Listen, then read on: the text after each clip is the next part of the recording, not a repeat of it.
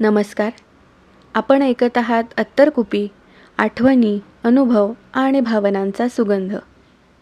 नुकताच 31 जानेवारीला माझा वाढदिवस झाला आणि वाढदिवसादिवशीच माझं लग्न होणं हा एक छान योग जुळून आला.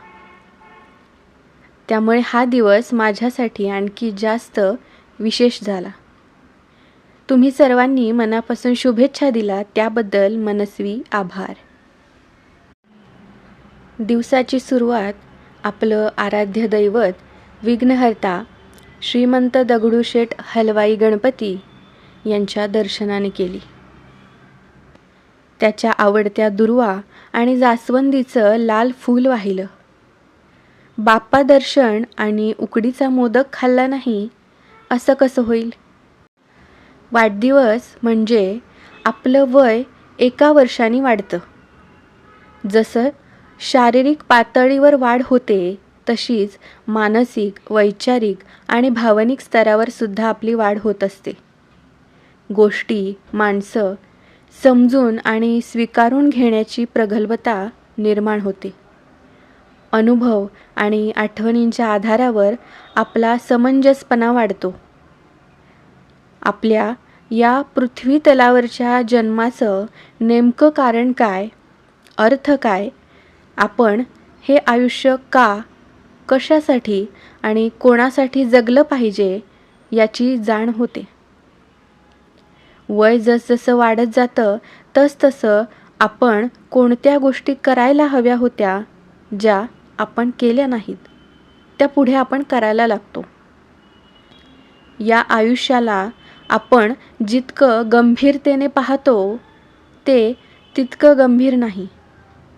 सहज, आनंदी आणि समाधानी सुद्धा जगता येतं हे वाढतं वय आपल्याला शिकवून जातं. बाप्पांचा आशीर्वाद घेऊन पुढे मातोश्री जिजाबाई साहेब यांच्यासह शिवरायांचं बालपण ज्या वास्तूत व्यतीत झालं ती वास्तू म्हणजे लाल महाल याला भेट दिली. जिजाऊंसारखं धैर्य, शौर्य, धाडस, विवेक, जिद्द, निस्वार्थीपणा असं व्यक्तिमत्व माझ्यात सुद्धा उतरावं यासाठी जिजाऊंना वंदन केलं. माझ्या स्वतःमध्ये मला हवे असणारे चांगले बदल घडवून आणण्यासाठी अनेक प्रयत्न, अनेक कष्ट घ्यावे लागले आहेत. अनेक अडथळे आले, पण आपण अडथळ्यांना जास्त महत्त्व देतो आणि त्याऐवजी त्या स्वीकारून त्यांच्या उपायांना महत्त्व दिले पाहिजे तर गोष्टी सुटतात. आणि हेच मी केलं. माझ्या व्यक्तिमत्व विकासावर लक्ष केंद्रित केलं. आत्मविश्वासाने उभी राहण्यासाठी अनेक प्रयत्न केले. नवनवीन आणि कधी न केलेल्या गोष्टीसुद्धा करून पाहिल्या. या सगळ्यात कुटुंबाची आणि तुमची साथ आणि तुमची दाद महत्त्वाची ठरली. यासाठी आपले आभार. आणि जिजाऊंचं तडफदार असं व्यक्तिमत्व माझ्या डोळ्यांत साठवून घेऊन पुढे संध्याकाळी श्री स्वामीनारायण मंदिरात दर्शनाला गेले.